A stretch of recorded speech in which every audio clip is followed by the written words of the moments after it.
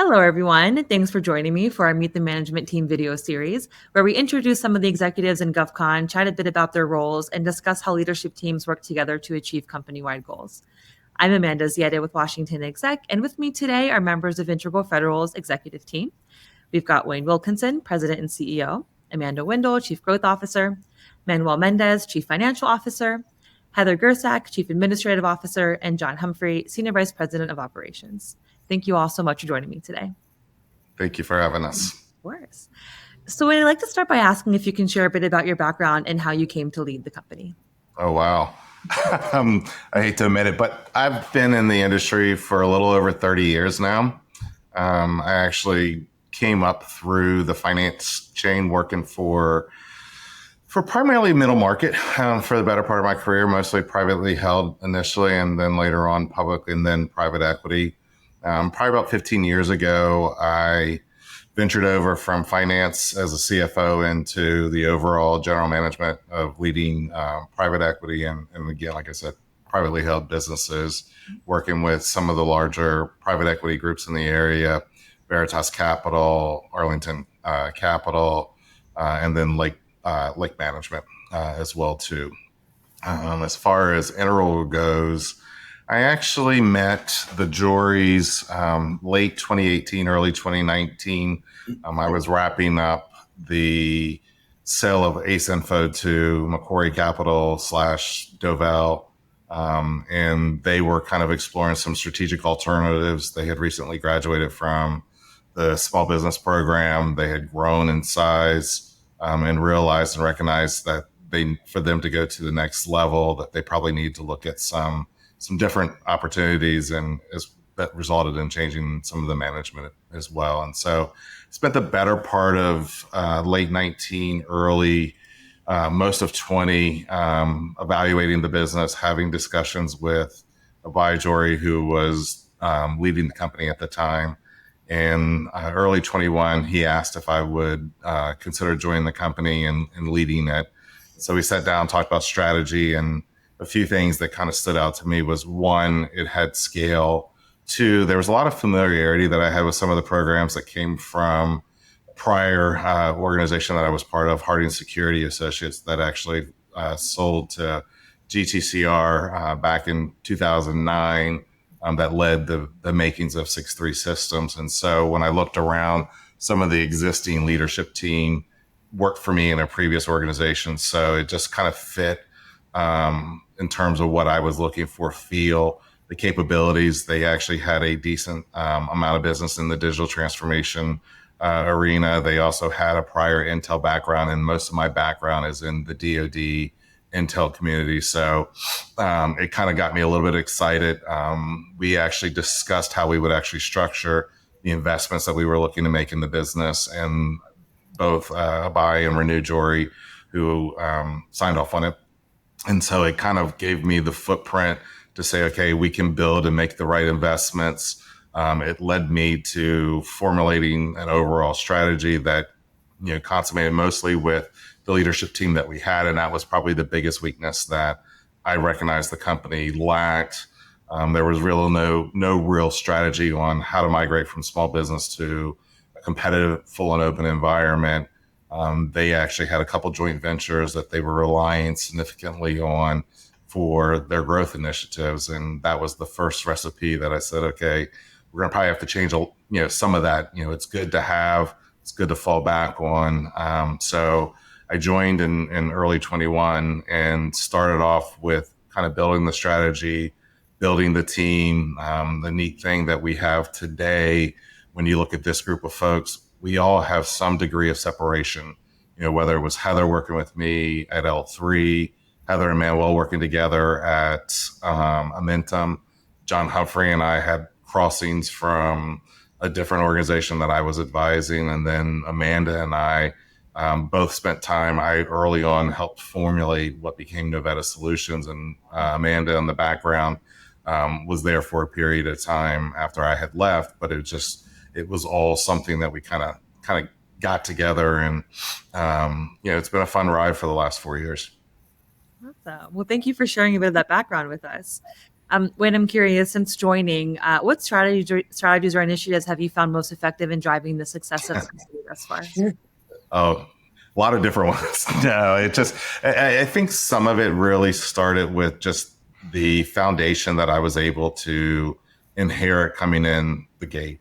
The company had been extremely successful with the small business environment. They actually had some success winning full and open work as well too. And so it was just one of those things that we just wanted to kind of build from, and kind of put a little bit more strategic initiatives, built into this and structure, if you will. We were, early in 2022, I sat down with the leadership team at the time. Some, were holdovers, some new folks coming into the organization, and we developed a 2025 strategic plan. And really the framework around that was still key to what was in, what was the top initiatives within the government itself. We wanted to be national security driven. We wanted to be mission oriented work.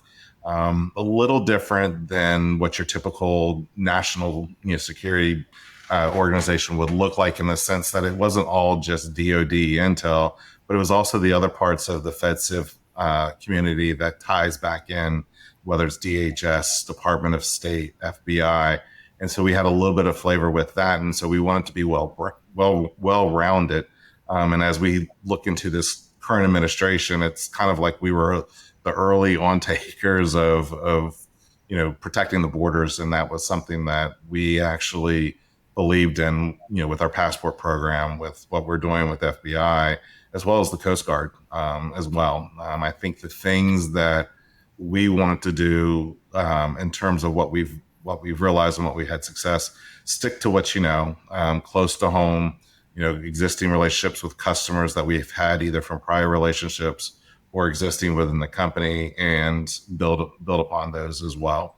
And then, be good partners. And I think that's the biggest piece that we found, is we're not in trying to sell something that the government doesn't want, but really understand kind of what their critical needs are, and then take it from there. And whether it's something that we find success early on, immediately, or over the long haul, we're there and making the investment that has actually paid the dividends for the growth that we've actually experienced over the last 3-4 years.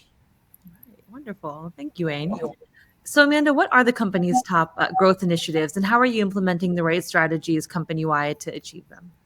The company-wide is the key there. We truly have organized growth as a company-wide initiative this year and going forward.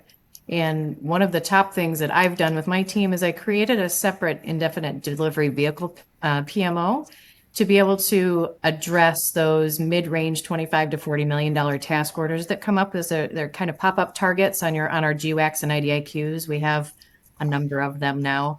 And that's allowed the rest of my team to really functionally start looking at those more strategic opportunities that are in the $100 to $250 million and over range, without getting into kind of the rigmarole of the day-to-day task order PMO function.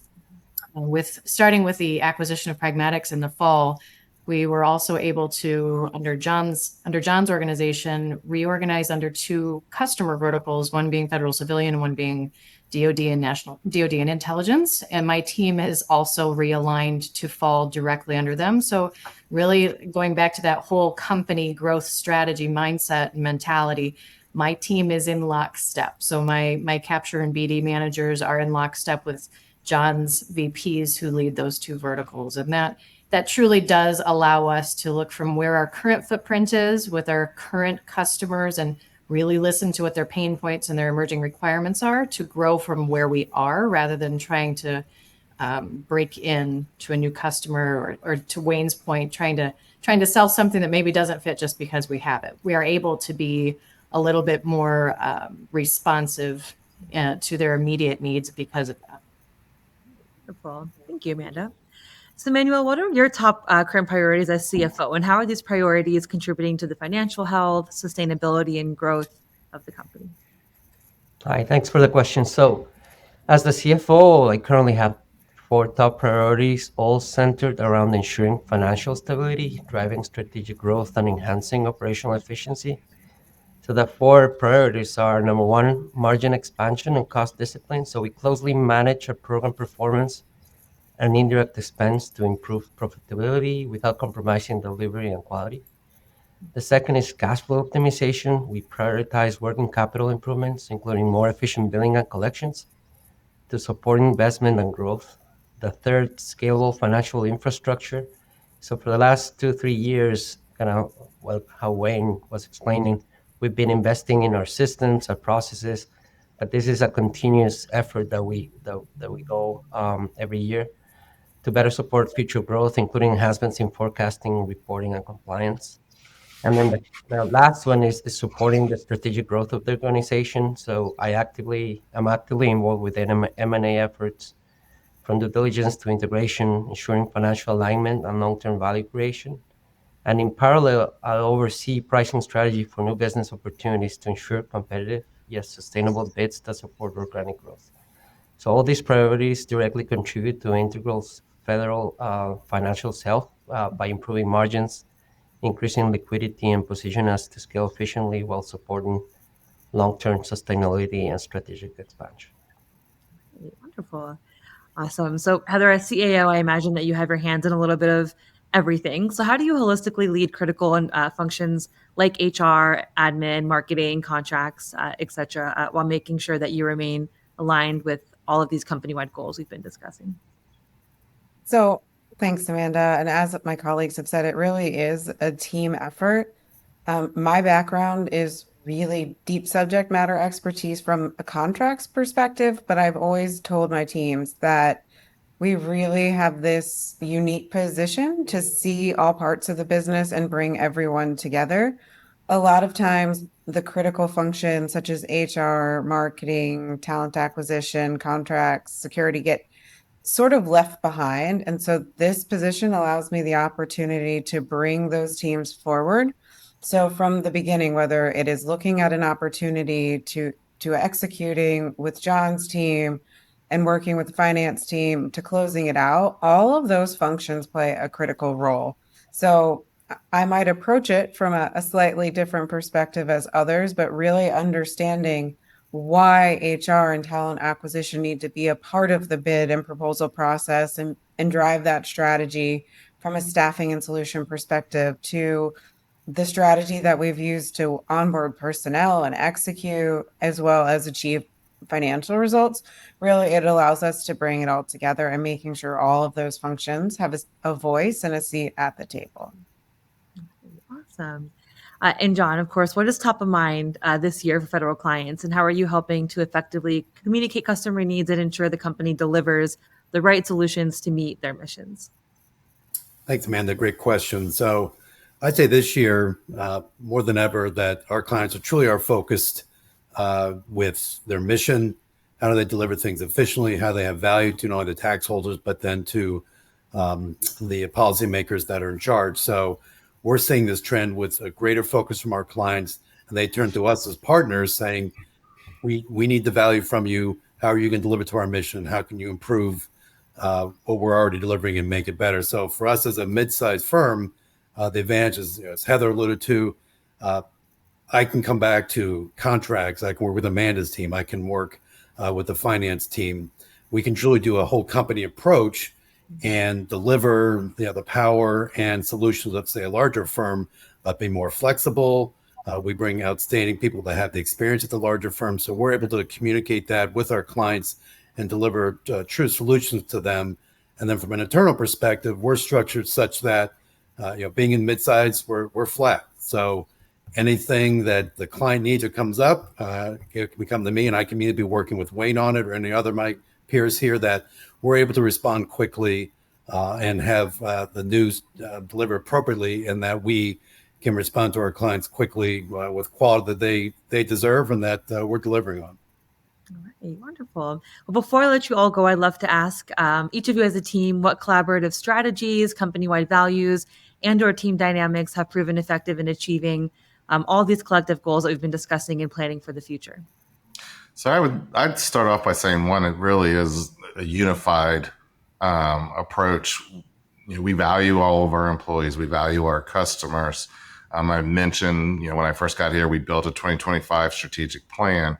Now that we're in 2025, we sat down earlier this year and developed the 2030 framework, which, coming off the Pragmatics acquisition at the end of last year and the success that we had in getting that integrated and really striving to set big goals. We are on the lower end of the middle market, and our goal is to be on the upper end of the middle market, by the time we get to 2030, which will also include additional acquisitions. So we have, as Manuel mentioned, an M&A strategy, working from a corporate development standpoint, and then really infusing and bringing these initiatives out and rolling them out to all of our employees. We touch all of our employees on a regular basis, not just from the program managers, but from everybody from me all the way down, whether it's through networking events that we try to bring people together, whether it's through swag that we send out.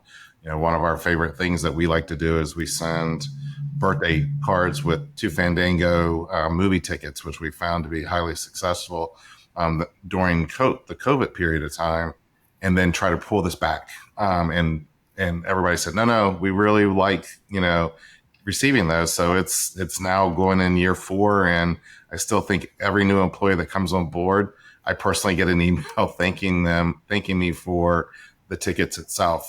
But then also take it on a serious note. We do business development growth as an organization, and we find a lot of individuals willing to collaborate, whether it's, a proposal or whether it's a response to questions that a customer may have. We're not afraid to cross collaborate amongst programs. We created a technology organization really to focus more on how we actually can connect partnerships with the technical solution side.